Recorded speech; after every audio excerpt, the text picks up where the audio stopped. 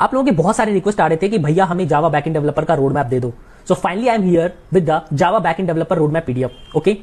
So this roadmap PDF is going to be helpful for the students who want to become Java developer in 2025 or in upcoming years. Okay. And for someone who is already in the industry and pursuing their career as a Java developer.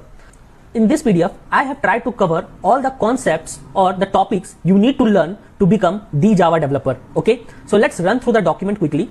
If you are interested in having this PDF, just share this reel with me and the link of the PDF will automatically reach to your DM. And to explain the roadmap, what I have done, I have created this flowchart which has several stages, okay, where each and every stage represents the tech concepts you need to learn, and at the left and right side of the these stages you will find the related topics associated to that particular stage, right?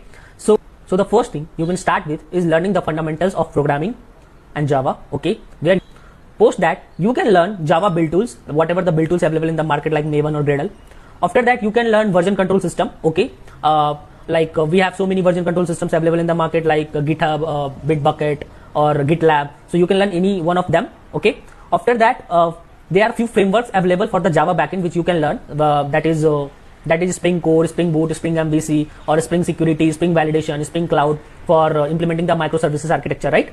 After that whatever the code you are writing, right, for writing its unit test cases you need to learn few testing frameworks as well. So there are several testing frameworks available in the market. You can learn any one of them like JUnit, Mockito, Groovy and Spock, right? Then you need some database knowledge.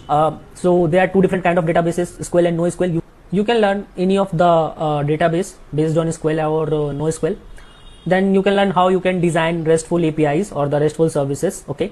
Post that how authentication and authorization works for your APIs, whatever the APIs you are designing or developing. And then we have the asynchronous processing. So this is how you can enhance the performance of your application, okay. Post that we have the microservices architecture. So these are the topics you can start with while learning the microservices architecture.